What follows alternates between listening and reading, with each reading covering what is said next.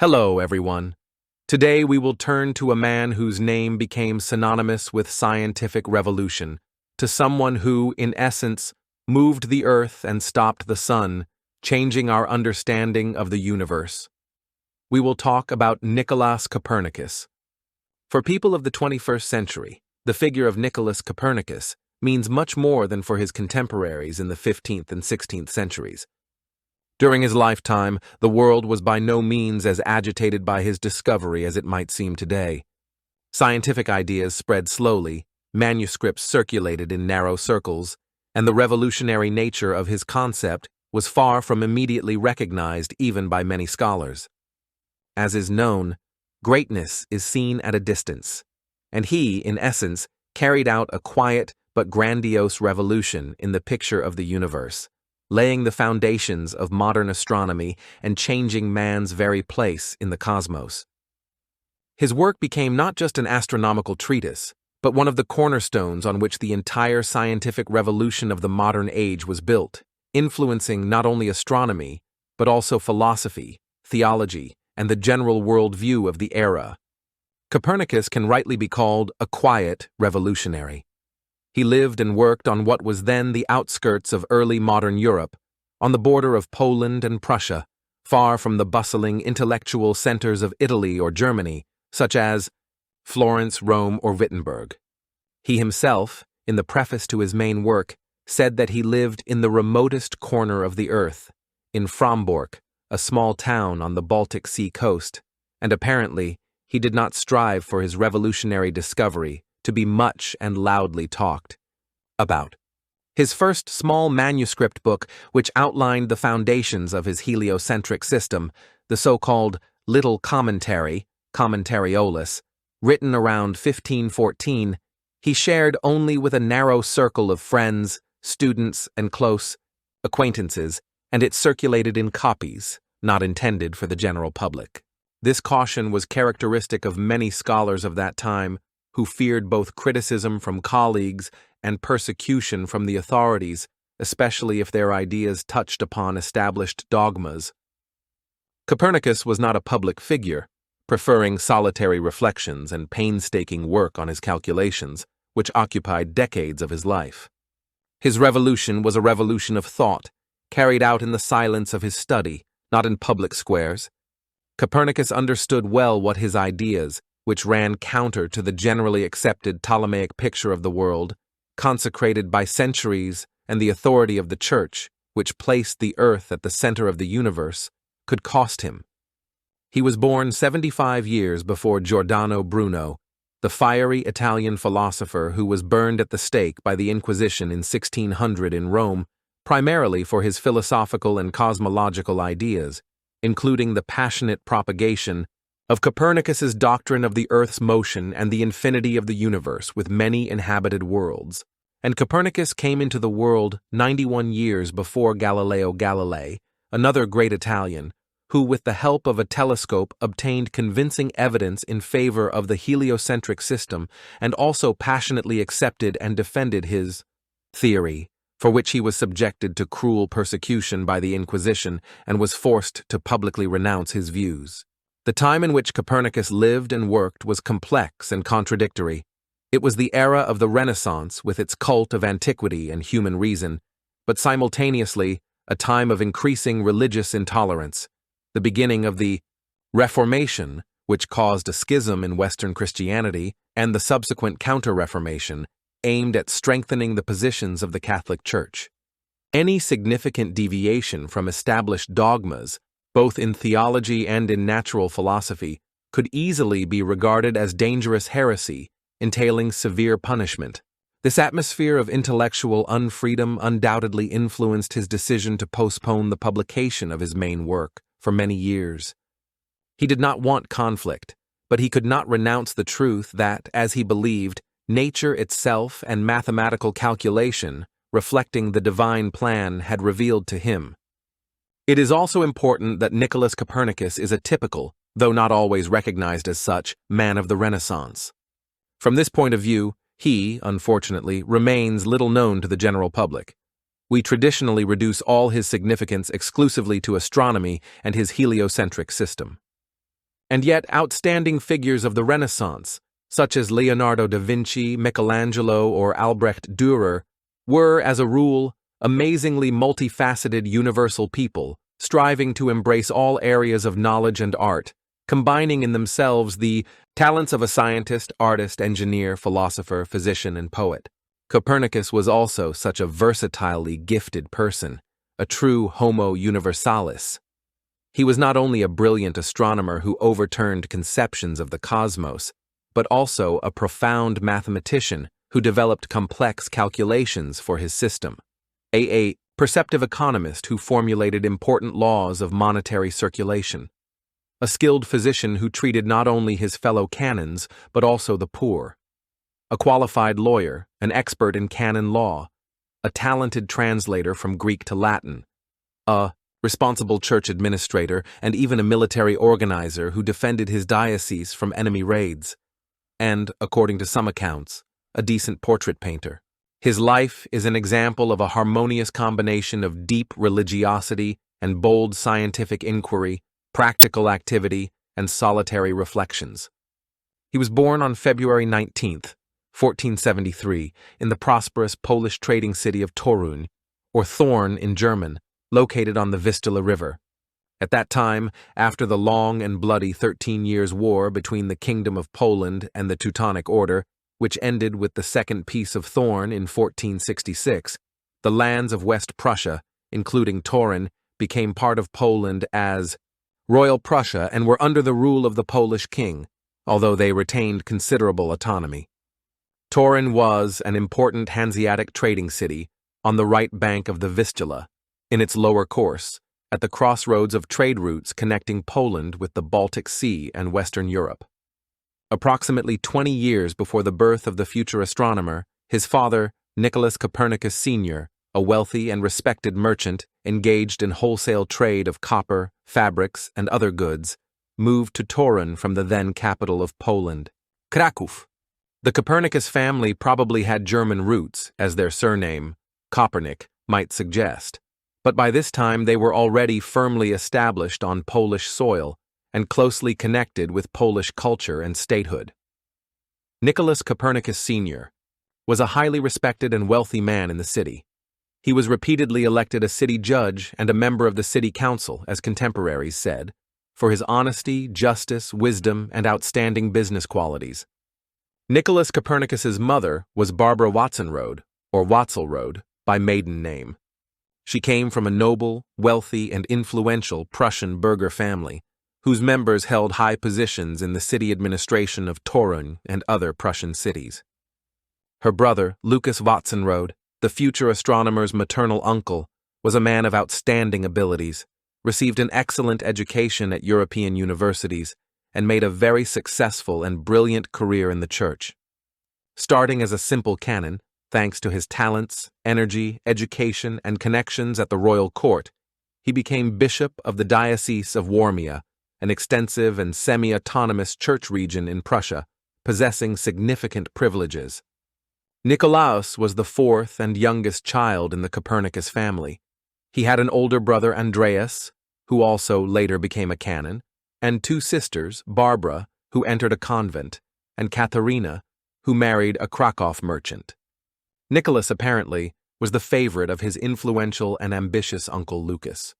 At the age of 9 or 10, around 1483, the boy lost his father, and all responsibility for his further upbringing, education, and future career was taken over by his uncle Lucas Watzenrode. He early recognized the extraordinary intellectual abilities, diligence, and thirst for knowledge in his orphaned nephew Nicholas, and did everything possible to develop them and give him the best and most comprehensive education available at that time, sparing no effort or expense. It was his uncle who played a key role in shaping the future scientist, providing him with access to the best universities in Europe and supporting him financially for many years, seeing in him not only a relative, but also the hope for continuing the family traditions of service to the church and society. Lucas Watzenrode was a man of his time, an enlightened hierarch who valued education and culture, and he probably encouraged his nephew's intellectual pursuits, even if he did not always share their ultimate conclusions. In 1491, at the age of 18, Nicolaus Copernicus, at the insistence and with the financial support of his uncle, entered the famous Jagiellonian University in Krakow, which at that time bore the official name Krakow Academy. It was one of the oldest and best universities in Central and Eastern Europe, founded back in 1364 by the Polish king Casimir the Great. At that time, Krakow University was experiencing a period of prosperity, being a major center of science and education. The dangerous humanistic contagion from Italy, as some concerned contemporary scholastics wrote, had already managed to penetrate here. Among the professoriate and numerous students who flocked here from all over Europe, from Germany, Hungary, Bohemia, Switzerland, Italy, and other countries, the ideas of the Italian Renaissance, the study and commentary of newly discovered or reinterpreted texts of ancient Greek and Roman authors, philosophers, poets, historians, orators, mathematicians, were extremely popular. These ancient texts, written in classical Latin and Greek, seemed to many to be much more interesting, profound, humane, and relevant than the dry, formalistic, and dogmatic works of medieval church fathers and scholastic philosophers, based on Aristotelian logic and metaphysics. Uncle Lucas Watson wanted Nicholas to receive a solid theological and canonical, that is, church-legal education, which would open the way for him to a successful and lucrative church career, perhaps even to the episcopal see, like his uncle himself. However, young Copernicus, following his inner inclinations and thirst for diverse knowledge, enrolled in the so-called Faculty of Liberal Arts, or Artistic Faculty, where a wide range of humanities and natural science disciplines were studied, forming the basis of university education at that time, the so-called 7 liberal arts, the trivium, which included grammar, rhetoric, and dialectic, and the quadrivium, consisting of arithmetic, geometry, astronomy, and music. There, students enthusiastically read, translated, and commented on the works of such great ancient authors as Aristotle, Plato, Euclid, Ptolemy, Virgil, Ovid, Horace, Cicero, and Seneca. At the well-established and renowned throughout Europe chair of astronomy and mathematics at Krakow University, the fundamental works of Euclid on geometry, Claudius Ptolemy on astronomy, as well as the writings of Arab and Persian astronomers and mathematicians of the Middle Ages, such as al-Battani and al-Farghani, who preserved and developed the ancient scientific heritage, were taught and studied. It was here, in Krakow, that young Nicolaus Copernicus first became seriously and deeply interested in astronomy, which became the main work and passion of his entire life. But studies of classical literature, philosophy, and languages undoubtedly also had a noticeable influence on the formation of his personality. The breadth of his scientific and cultural outlook, the precision of his thinking, and the elegance of his Latin style.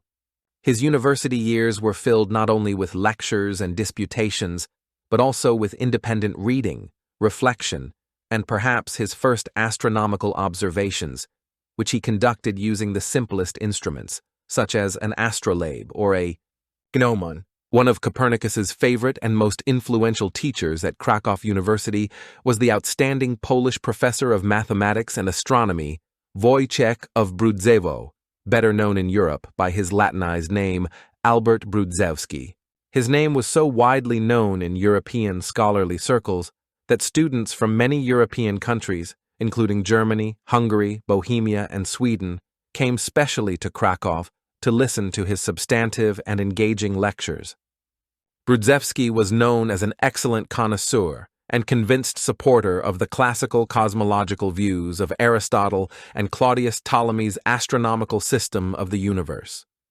In accordance with their generally accepted geocentric system, which, as already mentioned, reigned supreme in European science for almost 1,500 years, the Earth was considered the absolutely motionless spherical center of the universe, and around it, according to complex systems of circular orbits, the so-called deferents and epicycles, all other observable celestial bodies revolved.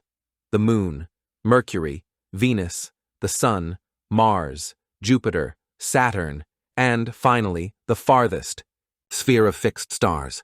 But it seems that Brudzewski himself, as a man of profound and critical mind, already had some doubts about the impeccability, simplicity, and completeness of this extremely complex and cumbersome Ptolemaic system, especially in light of the ever-accumulating new astronomical observations and the increasingly complicated mathematical calculations necessary for its reconciliation with reality. He, in particular, pointed out the inconsistency of Ptolemy's theory with some observations and the need for its improvement, and also introduced students to alternative ancient hypotheses, possibly even to the ideas of the Pythagoreans about a moving earth. And young, inquisitive, and mathematically gifted Copernicus, apparently, sensitively caught these hidden doubts of his respected teacher, and perhaps, precisely under his indirect influence, or thanks to his critical remarks, began for the first time to seriously consider the possibility of a different, simpler, more harmonious, and mathematically elegant structure of the universe. Brudzewski's influence was manifested in the fact that Copernicus learned to critically approach authorities and strive for mathematical rigor in astronomical theories, as well as to search for a more perfect explanation of observed phenomena. In 1494, after 3 years of study in Krakow, Nicolaus Copernicus, without having received any academic degree there, at the insistence and with the financial support of his uncle Lucas Watzenrode, who by then had already become a very influential and wealthy bishop of Warmia, decided to go to Italy with his older brother Andreas. Italy in that era was not only the cradle of the Renaissance, but also a recognized center of European science, art, and humanistic culture, and continuing education in its famous universities was considered mandatory for any ambitious young man aspiring to knowledge and a career. Copernicus spent a total of about 9 or 10 years in Italy, with short breaks for trips to his homeland, and these years undoubtedly became the most important, fruitful, and perhaps the happiest and freest in his long life.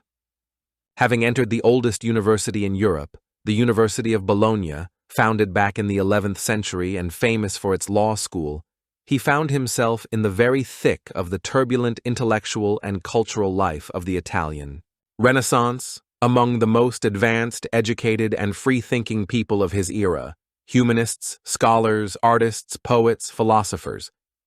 Here he felt himself a full-fledged part of this unique international brotherhood of humanist scholars, striving for the revival of ancient ideals and knowledge. In Bologna, Copernicus officially studied canon, that is, church law, as his practical uncle strongly wished. But in parallel with this, he continued with unflagging enthusiasm and diligence to study mathematics, astronomy, and classical languages, especially Greek. He mastered ancient Greek perfectly, so much so that he could freely read, understand, and even translate in the original, without the mediation of often inaccurate and distorted medieval Latin translations, the authentic texts of great ancient thinkers, Aristotle and Ptolemy on astronomy and cosmology, Plato and other philosophers on ethics, politics, and metaphysics, as well as many Greek poets, historians, and playwrights. It was also here, in Bologna, that he met his new and perhaps main mentor and inspirer in the field of astronomy, a remarkable and very progressively minded professor named Domenico Maria Novara da Ferrara. Novara was not only a famous astronomer and popular astrologer, but also one of the first critics of some fundamental polygynia of Ptolemy's geocentric system.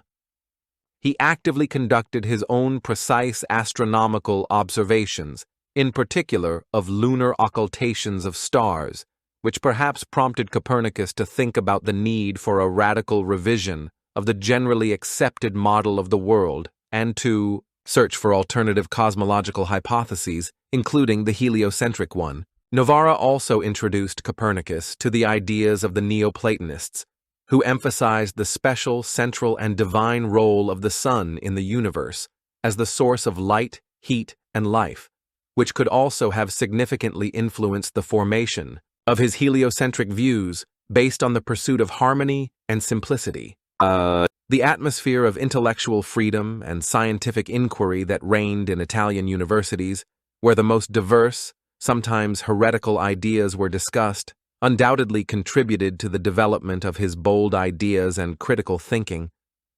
Uncle Lucas Watson-Rode, however, being in distant Warmia, did not forget about his nephew and continued to carefully plan his future life and church career, expecting that he, having received a brilliant European education and a doctoral degree, would return to the banks of the Vistula and faithfully serve him personally and the entire diocese of Warmia. Therefore, using his considerable influence in church and political circles, he arranged for Nicolaus Copernicus, then 24 years old and still studying in Bologna, to be elected and confirmed in absentia as a canon, that is, a member of the cathedral chapter of the Diocese of Warmia in 1497. The Warmian chapter, as already mentioned, consisted of 16 such canons, who were a kind of council or college under the bishop, and exercised considerable administrative, judicial, and economic power in the diocese, especially during periods of vacancy of the episcopal see or prolonged absence of the bishop himself. Copernicus thus received a good, highly respected, and sufficiently lucrative lifelong church position, which guaranteed him not only a stable material provision in the form of so-called prebends. This was a regular church salary or income from landholdings and other church property specially assigned to this position, but also gave him a certain social status and the opportunity to relatively peacefully engage in his scientific research. In the historical sources that have come down to us, there is no direct and unequivocal information about whether Copernicus was ever formally ordained a priest and whether he took full holy orders, which would have required him to observe celibacy and regularly perform divine services.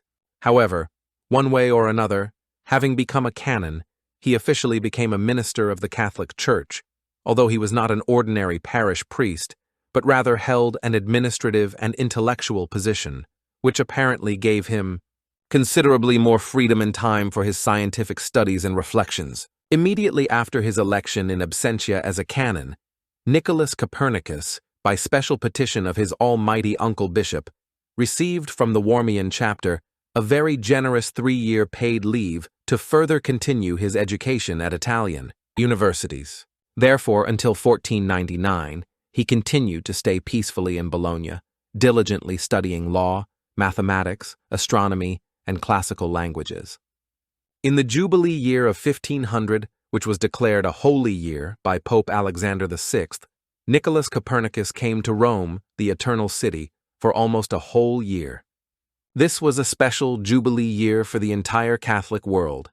Here, in the very center of Italy, in the Vatican, preparations were made with unprecedented pomp and scale for the celebration of the centenary, or, according to other data, another Jubilee year of the Roman Curia, that is, the central administration of the Holy See. The Renaissance popes, such as Pope Alexander VI Borgia at that time, despite their ambiguous reputation, knew how to celebrate such jubilees and other church festivities with great art and magnificence, thereby confirming their indisputable spiritual authority and universal claims to supreme power in the Christian world. The city of Rome was literally flooded with huge crowds of pilgrims, numerous cardinals, bishops, abbots, ambassadors of European sovereigns, and noble guests from all corners of Europe. Everywhere in the city, solemn divine services were held in magnificent churches, colorful religious processions, lavish court feasts, chivalric tournaments, and cheerful popular festivities. In Rome that year, an intoxicating, exciting, and inspiring spirit of celebration, freedom, and high artistic and intellectual renaissance reigned. Nicolaus Copernicus, according to some indirect information, not only participated in these festivities and got acquainted with the sights of Rome, but also, possibly, gave public lectures on mathematics and astronomy at the Roman University, Lei, Sapienza, which, as they say, were very successful with the audience and brought him fame in scholarly circles. But after all these festivities, scientific studies, and impressions, he still had to, probably, briefly return to his homeland, to Frombork, to the place of his future long-term service in the Warmian chapter. However, upon returning to Poland, he very soon, already in 1501, managed, probably again with his uncle's assistance, to obtain another long leave from the chapter, also for 3 years, this time for officially receiving a medical education at the University of Padua, famous throughout Europe. By that time, Copernicus, despite all his extensive and versatile knowledge, still did not have an official university diploma or a doctoral degree. But in parallel with studying theology and canon law, he apparently always had a lively interest in medicine as well, wishing, as a true humanist of his era, not only to comprehend the innermost secrets of nature and the universe, but also to practically help suffering and sick people, alleviating their physical torments. Undoubtedly, his already elderly and often ailing uncle Bishop Lucas Watson-Rode also often needed qualified medical assistance, and, of course, the deep medical knowledge and practical advice of his educated and devoted nephew could be very useful to him. So Uncle Lucas, apparently, willingly gave his consent to this study trip, and Nicolaus Copernicus again went to hospitable Italy, this time to Padua, where at that time one of the best and most advanced medical schools in all of Europe flourished. There he studied medical theory and practice with enthusiasm and diligence, familiarizing himself mainly with the works of the great medieval Arab physician, philosopher, and encyclopedic scholar Ibn Sina, who was known in the West by the Latinized name Avicenna, and whose Canon of Medicine was considered an indisputable authority and the main textbook for physicians for many centuries. Copernicus also undoubtedly studied the writings of famous ancient physicians, such as Hippocrates and Galen, as well as the works of contemporary Italian physicians. Thus, Nicolaus Copernicus, in addition to all his other talents and knowledge, also became a very qualified, experienced, and respected physician. His medical art and success in treating patients were apparently so highly valued by his contemporaries that he was even sometimes compared to the legendary ancient Greek god-healer Asclepius, or, in Roman, Aesculapius. He treated not only church hierarchs but also common people, often free of charge, which earned him respect and love among the local population and confirmed his humanistic ideals of service to his neighbor. In May of 1503, Nicolaus Copernicus finally received his long-awaited and well-deserved doctoral degree, but, somewhat unexpectedly, not in medicine, as one might have assumed, but in canon, that is, church law. This important event in his life took place not in Padua, where he mainly studied medicine, but in the small, yet also quite famous and ancient university town of Ferrara, which was nearby.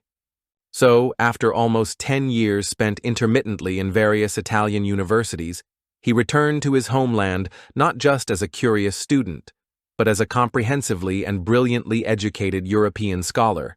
He was a profound philosopher, a qualified lawyer, a skilled physician, a talented mathematician, and, of course, a brilliant astronomer. A well-known portrait of Nicolaus Copernicus has survived, presumably painted in the 16th century by an unknown artist, where he is depicted with a delicate lily of the valley flower in his hand. This flower at that time was traditionally considered a symbol of medicine and the medical art. It is not even excluded, according to some researchers, that this is his self-portrait, as there is some indirect evidence and assumptions that Copernicus may have also engaged in painting, like many other universal geniuses of the Renaissance.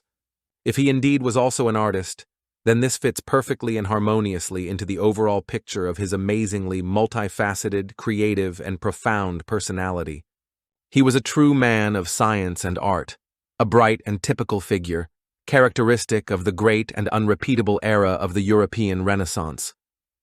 But for the small, quiet, and provincial Polish town of Frombork, where Nicolaus Copernicus eventually arrived at the place of his permanent church service in the Warmian chapter, such an outstanding, versatilely educated, and Europeanly famous personality was by no means typical. What then compelled this young, talented, and already recognized scholar in Italy, who had every opportunity for a brilliant career in European scientific centers, to nevertheless return to this remote and distant Polish province, to the very, as he himself put it, edge of the world? Most likely, the main reason was his heightened sense of duty, deep filial gratitude, and sincere devotion to his uncle benefactor Bishop Lucas Watson-Rode, who had done so much for him, replacing his father, investing in him all his soul, love, and considerable material resources. Not to return to him, not to justify his long-standing hopes and expectations, would have been on Copernicus's part simply the height of impropriety and black ingratitude. And Nicolaus Copernicus, judging by his entire life path and character, never committed dishonest, ungrateful, and dishonorable acts, and tried to avoid them in every possible way. The town in northern Poland where he arrived was called Lidzbark Warminski, or Heilsberg in German. It was the official residence of the Warmian bishops. Compared to the brilliant Italian cities, Bologna, Rome, Padua, Ferrara, it was, of course, completely dilapidated and provincial, although the episcopal court in Heilsberg, thanks to the wealth and influence of Lucas Vatsenrode, was considered quite lavish, rich, and even luxurious for those parts. For several years, approximately from 1503 to 1512, Nicolaus Copernicus spent time with his uncle in Heilsberg, performing the duties of his personal secretary, physician, and confidant. Together with him, he attended the solemn wedding of King Sigismund I, the Old of Poland, to his first wife Barbara Zapolia in Krakow in 1512, and then her coronation. These were great and important state events, and the invitation to them in the bishop's retinue was undoubtedly a great honor for Copernicus and a testament to his high position. However, on the way back from Krakow to Heilsberg, Bishop Lucas Vatsenrode fell seriously ill. He was advised to stop somewhere along the way and get proper treatment. But, as often happens with many elderly and powerful people, he stubbornly insisted, no, only home, to Heilsberg. He did make it to his home, but there he died very quickly, within a few days. Nicholas, who had successfully treated his uncle for various ailments many times, this time, to his great sorrow, was no longer able to help him. Having lost his powerful patron and benefactor, Nicolaus Copernicus, who was then about 39 years old, went to Frombork, or Frauenburg in German, a small, ancient seaside town in northern Poland, on the shore of the Vistula Lagoon, or Kaliningrad Lagoon of the Baltic Sea. There, as a canon of the Warmian chapter, he was to spend almost all the remaining years of his life leading a modest, secluded, and almost reclusive lifestyle, dedicated to church service, medical practice, and most importantly, his tireless astronomical observations and calculations. Nicolaus Copernicus settled in one of the defensive towers of the city fortress wall, surrounding the Cathedral of the Assumption of the Blessed Virgin Mary and St. Andrew, built back in the 14th century. He adapted this tower for living quarters and an observatory. He himself jokingly said that he tried to be closer to the stars. And indeed, living in this secluded tower, he received a unique opportunity to observe almost daily and unhindered the movement of the starry sky, which excited and attracted him more and more.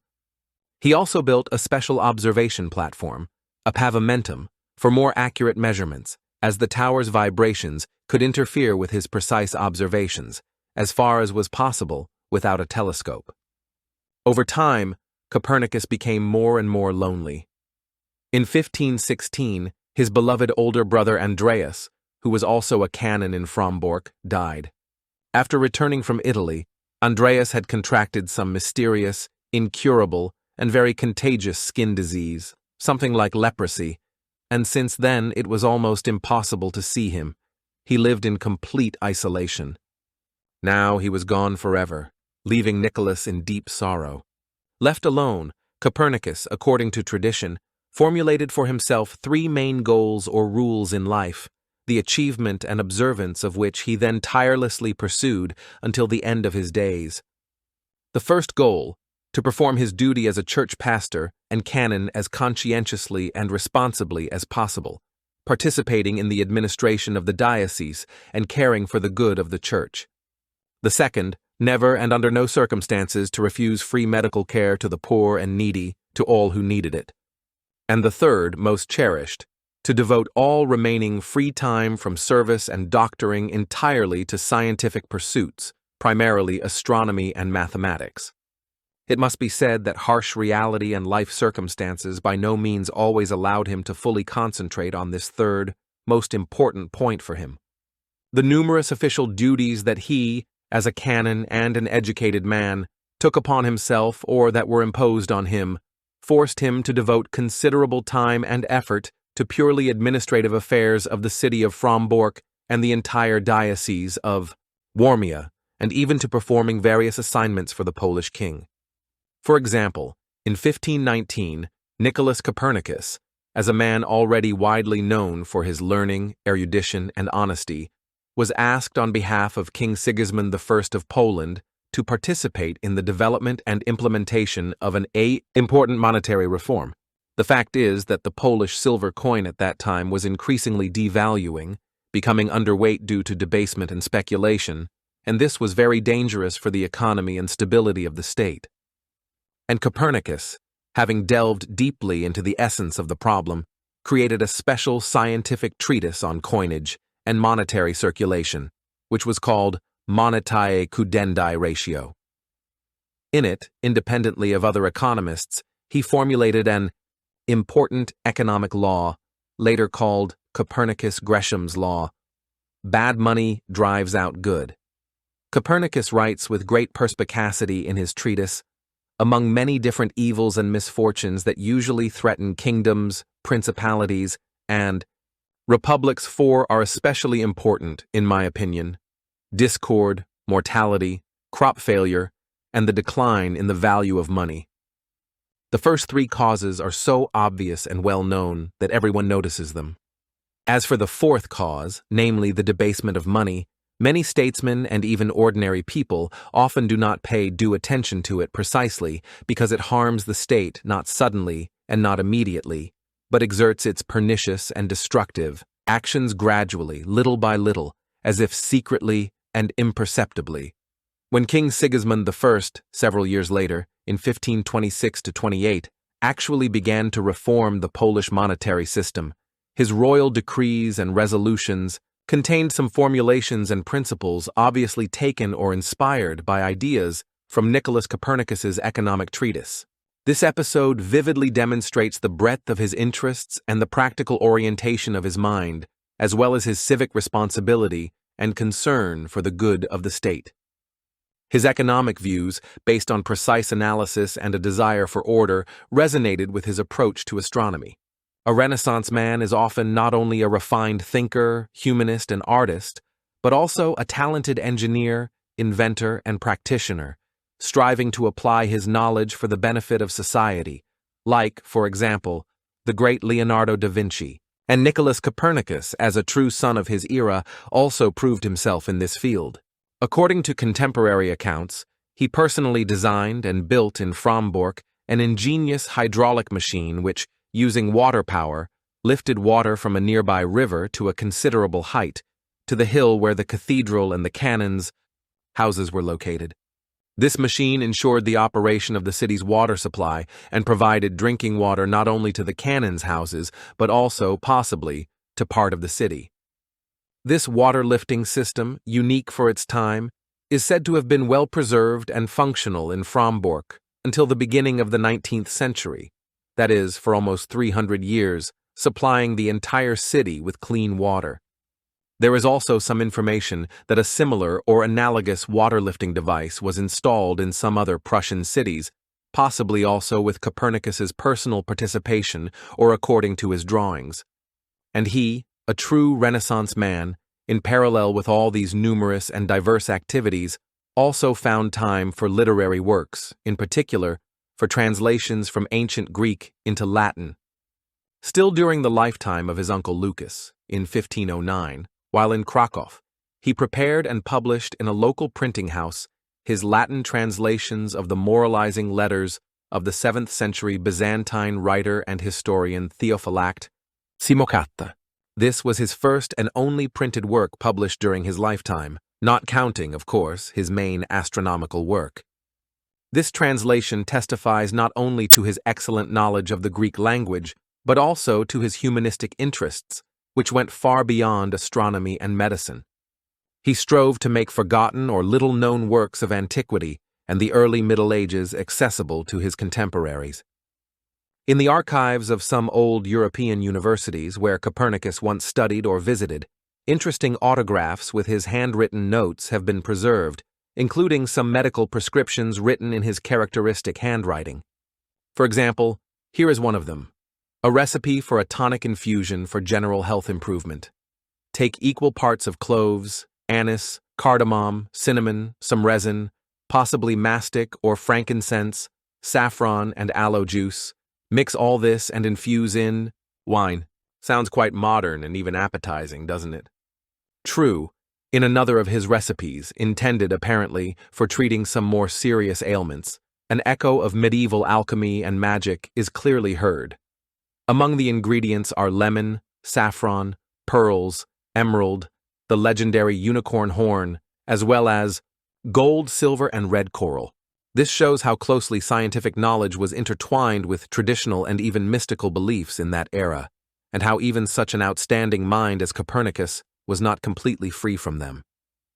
But the amazing versatility of Nicolaus Copernicus's rich nature was by no means limited to this. Between the Teutonic, or German, knightly order, which had once conquered and exterminated the indigenous pagan population of Prussia with fire and sword, and the Kingdom of Poland, to which West Prussia had passed under the terms of the Second Peace, of Thorn, a nearly continuous political, economic, and military struggle for control over the remaining part of Prussia, East Prussia, where the order still maintained its power, had been waged for many decades.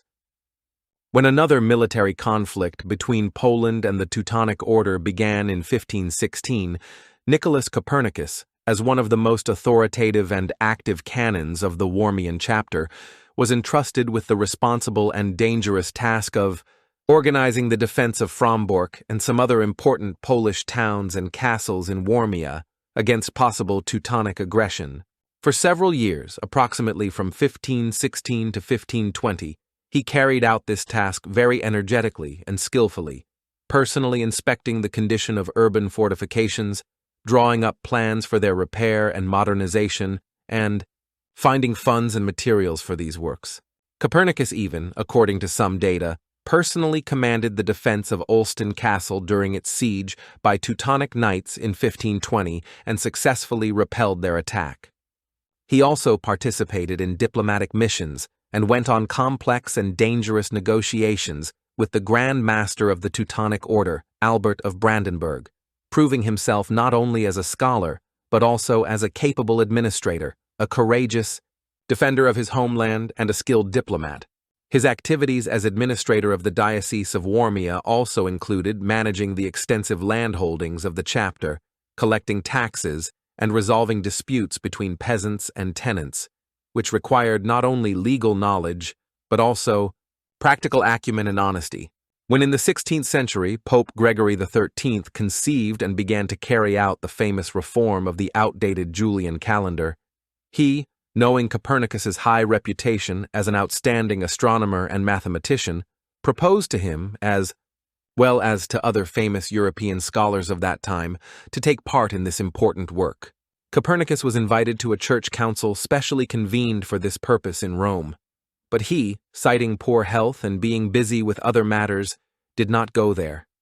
Perhaps he simply did not want to be in Rome's service again and be distracted from his main astronomical research, or perhaps he foresaw that his own views on the structure of the universe might cause undesirable disputes and conflicts with church authorities who in matters of the calendar relied on the Ptolemaic system. His refusal could also have been related to his unwillingness to get involved in the complex ecclesiastical political intrigues that inevitably accompanied such large-scale projects. Soon, when the cruel and bloody religious struggle between supporters of the Reformation, that is, Protestants, and defenders of Catholicism, that is, the Counter-Reformation, flared up with new force in Europe, it turned out that even in these ideological and political clashes, Nicolaus Copernicus, being a Catholic canon, but at the same time a man of broad humanistic views, did not want to take any extreme and irreconcilable side. In general, despite his constant and diverse active public, administrative, and medical activities, his soul, apparently, was always drawn to the stars, which were so well and clearly visible to him from his secluded tower in Frombork. And he, ultimately, strove to serve only one eternal and unchanging truth, the truth about the structure of the universe. He apparently made most of his astronomical observation instruments, such as a quadrant for measuring the altitude of stars above the horizon, a triquetrum, or parallactic instrument, for determining zenith distances and parallaxes, and an armillary, sphere for demonstrating and measuring the positions of celestial bodies, with his own hands or according to his own drawings, just as more than 90 years later, the great Italian scientist Galileo Galilei also made his first telescope himself. Copernicus's instruments, of course, were, by modern standards, quite touchingly naively simple and imperfect. They did not provide very high accuracy in astronomical observations and measurements. The error could reach 10 arc minutes.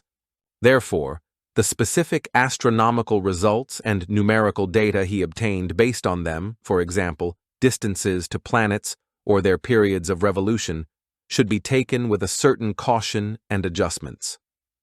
He himself, being an honest and scrupulous scientist, understood perfectly well that his calculations and observations required further refinement and verification. And nevertheless, despite all these limitations, his brilliant heliocentric system of the world's structure radically overturned all previous, millennia-old prevailing conceptions of humanity about the universe and about the place of the earth and man in it. His scientific method was based on a combination of mathematical analysis, long-term and careful observations, as far as was possible without optical instruments, and a deep philosophical striving for simplicity, harmony, and rationality in describing nature.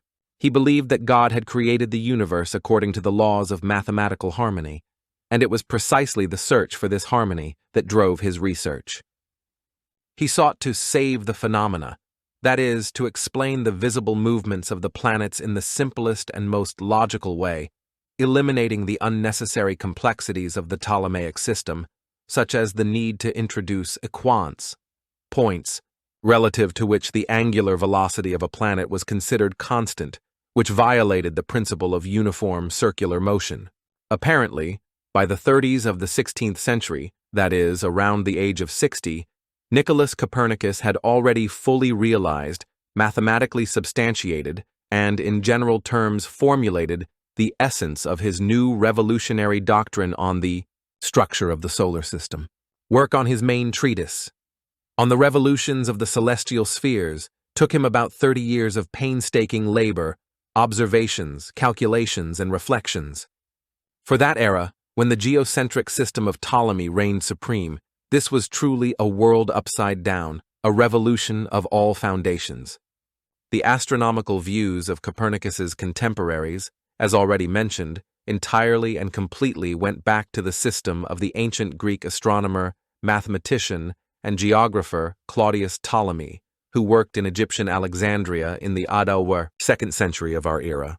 His main and monumental work, which originally bore the Greek title Great Mathematical Syntaxis of Astronomy and consisted of 13 books, entered the history of European science under its later Arabized name Almagest, which means the greatest work. This work, for almost 1,500 years, until Copernicus, was a kind of unshakable scientific Bible, an indisputable authority for all astronomers and scholars of subsequent centuries. Ptolemy's system, although extremely complex, with its numerous epicycles, deferents, and equants, allowed for predicting the positions of planets in the sky with sufficient accuracy for the practical needs of that time. However, this complexity and the presence of many artificial assumptions caused a feeling of dissatisfaction and doubt about its truthfulness in some thinkers, including Copernicus.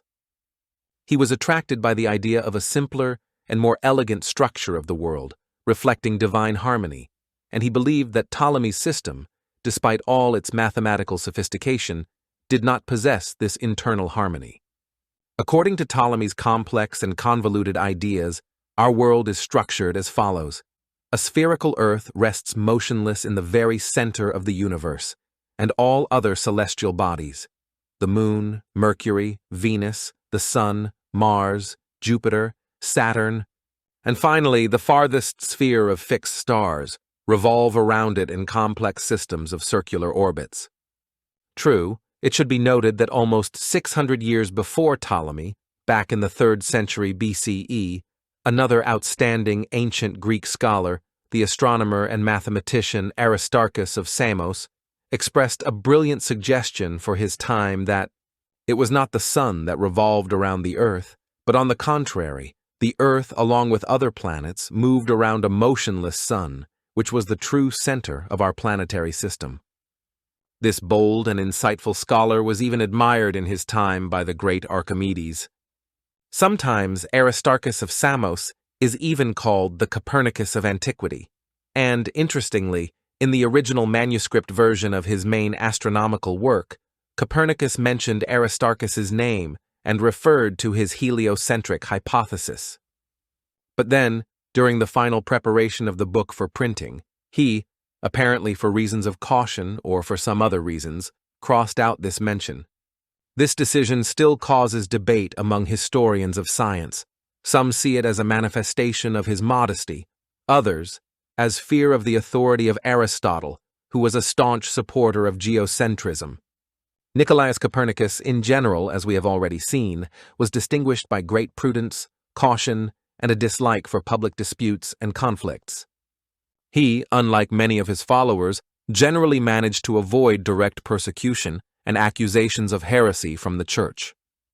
In this respect, the following story from his personal life is very indicative.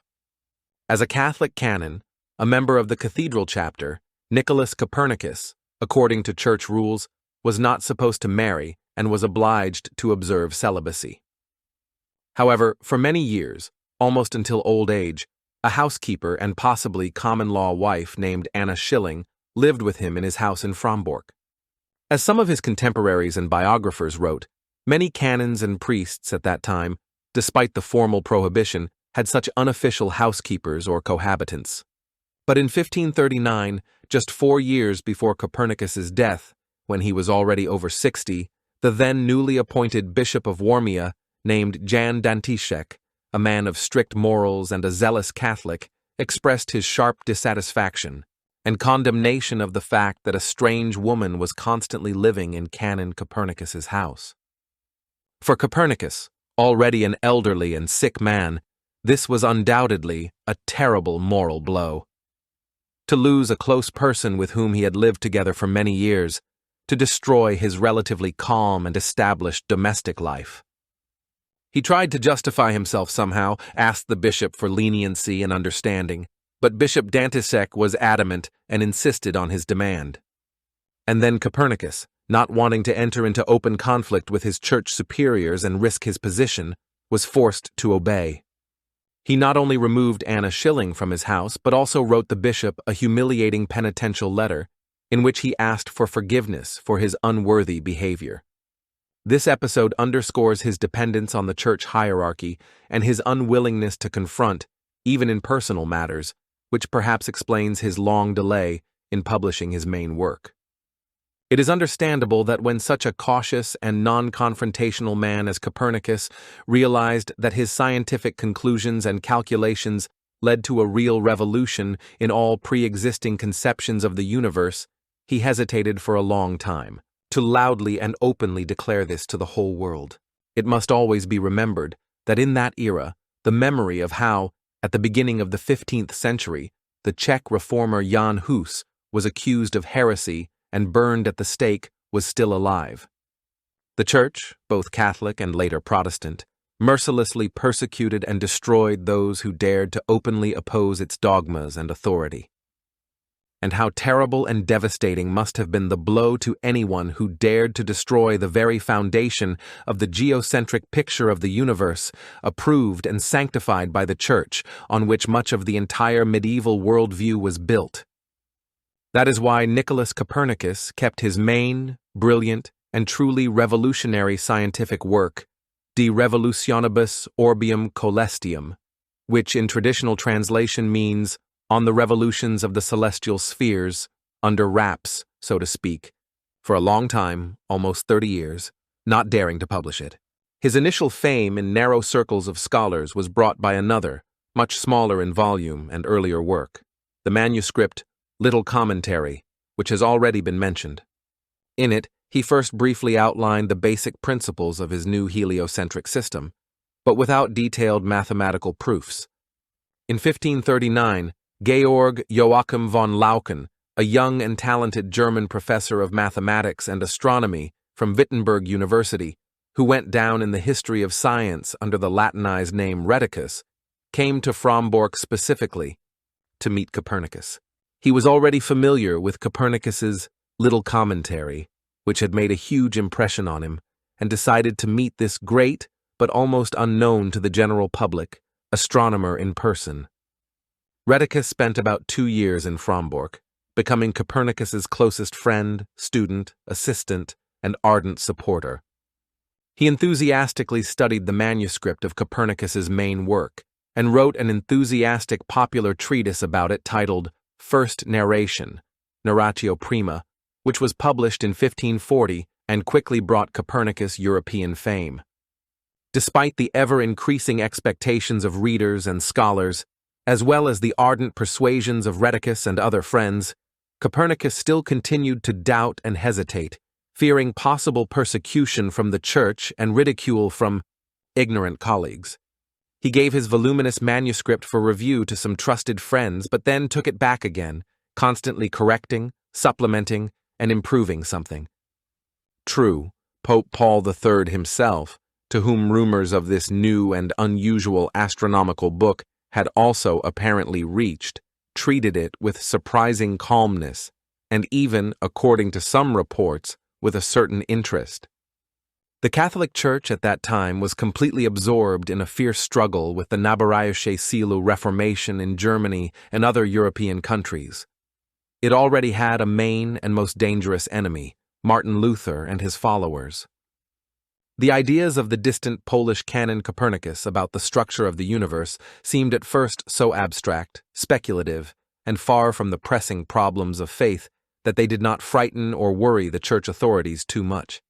Only much later, after Copernicus's death, when his teaching began to gain more and more supporters and exert a noticeable influence on people's worldview, did the Catholic Church truly come to its senses and in 1616 include his main work on the revolutions of the celestial spheres in the so-called Index of Forbidden Books.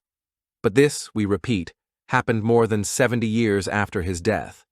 It is interesting to note that Martin Luther himself and his closest associate and successor Philip Melanchthon, as soon as they learned of Copernicus's heliocentric views, immediately reacted to them sharply, negatively, and extremely intolerantly. Luther, according to eyewitnesses, simply called the great Polish thinker a fool and an upstart astrologer who wanted to overturn the entire sacred art of astronomy. This fool, Luther allegedly said, claims that the earth moves and not the sky and the sun. What is this? How can this be? For Joshua stopped the sun and not the earth. And Melanchthon, more educated and moderate, nevertheless also wrote in his works, this Sarmatian thinker, who out of mere vanity and a desire for originality revives long-forgotten errors of the ancients, should be curbed and punished. For him, a Pole from distant Prussia was roughly the same as a wild Sarmatian from the Scythian steppes. Thus, at times, even prominent figures of the Reformation perceived the remoteness of Poland and Prussia from the main centers of European intellectual and cultural life. What was so unusual, revolutionary, and striking about Nicolaus Copernicus's book on the revolutions of the celestial spheres? In its introductory part, preceding detailed mathematical derivations and calculations, 7 basic propositions, or as he called them, axioms, of his new system of the world were set forth.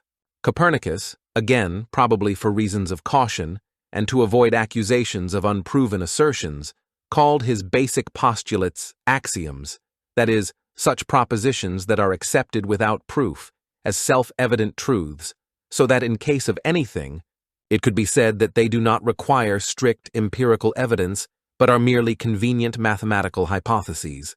The first axiom, there is no one common center for all celestial bodies and their orbits. The second, and most important, the center of the Earth is not the center of the world, but only the center of gravity and the center of the lunar orbit. And this after almost 1,500 years of undisputed dominance of Ptolemy's directly opposite concept. The third axiom stated, all planets revolve in orbits around the Sun, as around their center, and therefore the Sun is the center of the world. The fourth asserted that the distance from the Earth to the Sun is negligibly small compared to the distance from the Earth to the sphere of fixed stars.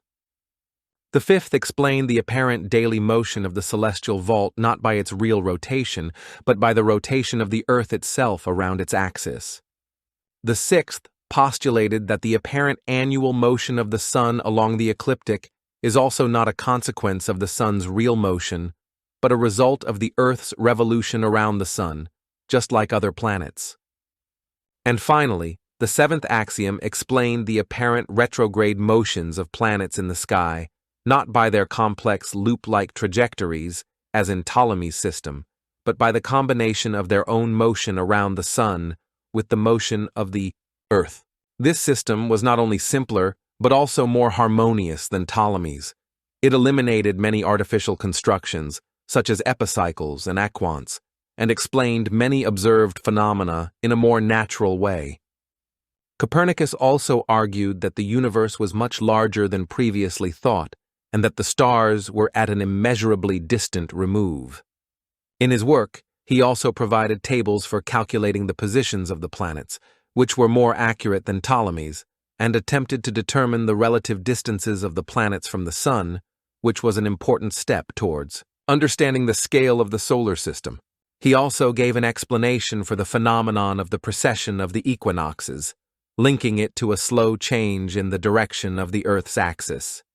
It is important to note that Copernicus, like Ptolemy, still adhered to the idea of circular planetary orbits, which required the retention of some epicycles, albeit in a significantly smaller number. How could an ordinary person of that time, and even many scholars, believe this? This coherent, logical, and mathematically elegant, but completely devastating for familiar notions, concept of Copernicus completely destroyed the entire generally accepted and seemingly unshakable geocentric worldview. And since this worldview was not only based on sensory experience and the authority of the ancients, but also sanctioned, supported, and dogmatized by the Christian Church, any ideas undermining its foundations inevitably sounded not only scientifically, but also ideologically revolutionary and even heretical. But Nicolaus Copernicus himself, as we have already seen, least of all wanted to be either a revolutionary or especially a martyr for science. His goal was to create a more accurate and mathematically sound model of the universe, which would better correspond to observations and the principles of harmony and simplicity that, in his opinion, should have been at the core of divine creation. He believed that his system better reflected the greatness and wisdom of the Creator, who had created an orderly and harmonious cosmos, where the Sun, as on a royal throne, governs the family of luminaries revolving around it. The real fighters for the new doctrine and martyrs for it were his later followers. The Italian pantheist philosopher Giordano Bruno, boldly developing and popularizing Copernicus's views, knew perfectly well that for his daring ideas about the infinity of the universe and the multiplicity of inhabited worlds, he could end up on the inquisitorial stake, and consciously made his tragic choice. He died in the flames, but did not renounce his convictions, courageously defending the idea of the boundlessness of knowledge and freedom of thought. And the great Italian scientist Galileo Galilei, who with the help of the telescope he invented made many discoveries, phases of Venus, moons of Jupiter, mountains on the moon, sunspots, confirming the correctness of the heliocentric system, and who, according to a famous, though perhaps apocryphal legend, even after his forced recantation before the inquisitorial court, still uttered, "And yet it moves," also never doubted for a moment the truth of Copernicus's teaching. Finally, the mathematical correctness and physical viability of Copernicus's heliocentric system albeit with important clarifications regarding the elliptical shape of planetary orbits, were irrefutably proven in the early 17th century by the brilliant German astronomer Johannes Kepler. Their works, as well as those of Isaac Newton, who formulated the law of universal gravitation, completed the Copernican revolution and created a new physical picture of the world. Thus, Copernicus's work served as a powerful stimulus for further research and discoveries, changing the course of scientific thought. The aforementioned Professor Rheticus persistently urged Copernicus for many years to decide on the publication of his main work. In this, he was ardently supported by another close friend and like-minded associate of the aging scholar, the enlightened and humanistically minded Bishop of Warmia, Tiedemann Giese. Finally, already in his declining years, seriously ill and almost blind, Copernicus gave his consent. The book, On the Revolutions of the Celestial Spheres, was printed at Johannes Petraeus's printing house in the German city of Nuremberg, literally in the last days or even hours of its author's life, in May of 1543. Just in case, to somehow protect himself and his creation from possible attacks, Copernicus dedicated his great work to the then Pope Paul III, writing him a respectful and diplomatic preface. An anonymous preface to the book itself, written, however, not by Copernicus, but by the publisher, the Lutheran theologian and mathematician Andreas Osiander, who supervised the publication, characterized Copernicus's heliocentric system not as a real description of the world's structure, but only as a convenient mathematical hypothesis that facilitated astronomical calculations. Osiander did this, apparently, with the best intentions, concerned for the safety of Copernicus himself and his book, but thereby he somewhat distorted and diminished the true meaning and revolutionary significance of the great discovery. According to tradition, Copernicus managed to hold the first printed copy of his book in his hands, literally on his deathbed. And although, as they say, there was a faint smile of joy and satisfaction on his face, his thoughts and consciousness, as the few eyewitnesses testified, were already far from earthly affairs. And shortly thereafter, on May 24, 1543, he passed away peacefully at the age of 70. For a long time it was believed that the great scholar's grave was somewhere in his hometown of Torun. But a few years ago, in 2005, as a result of archaeological excavations in the cathedral of the city of Frombork, where Copernicus spent most of his life, his presumed remains were discovered. Their identity was then confirmed by a comparative genetic DNA analysis with hairs found in one of his books. In the spring of 2010, the remains of Nicolaus Copernicus were solemnly reburied in the same Frombork church at one of the altars, with due honors. Copernicus's main work, the treatise On the Revolutions of the Celestial Spheres, having fallen, as already mentioned, in 1616 into the papal Index of Forbidden Books, was officially excluded from it only in 1835, that is, more than 2 centuries later. In the 19th century, when Copernicus's scientific authority was already universally recognized, numerous monuments began to be erected to him in Poland, Germany, and other countries.